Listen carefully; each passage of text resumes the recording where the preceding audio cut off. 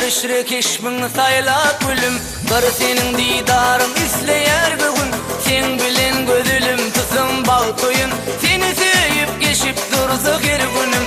Güllür keşmin saylap gülüm, bir senin didarın isleyer bugün. Sen bilen gözülüm tuzum bal toyun, seni sevip geçip dursa her günüm. Gelsene gel bana gelsene, kararım yok yarım bilsene. Gelsene gel bana gelsene, uzatsa men nikah edip kalsana. Gelsene gel bana gelsene, kararım yok yarım bilsene. Gelsene gel bana gelsene, uzatsa men nikah edip kalsana.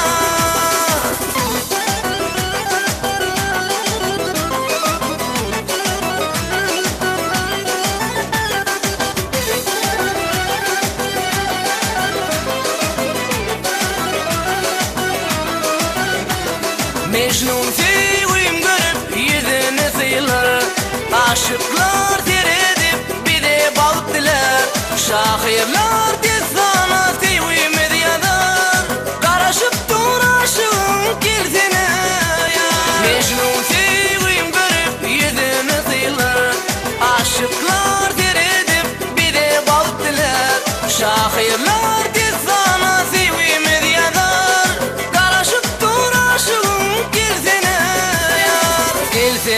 gel bana gelsene, kararım yok yarım bilsene. Gelsene gel bana gelsene, uzatsa men nikah edip kalsana. Gelsene gel bana gelsene, kararım yok yarım bilsene.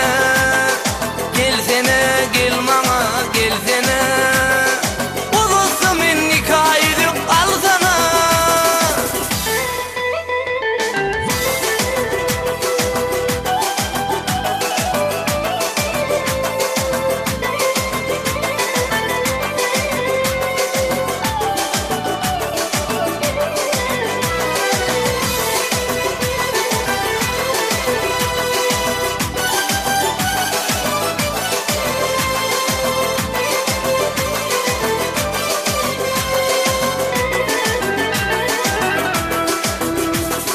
Güllür keşmin saylap gülüm, bir senin didarın isleyer bugün.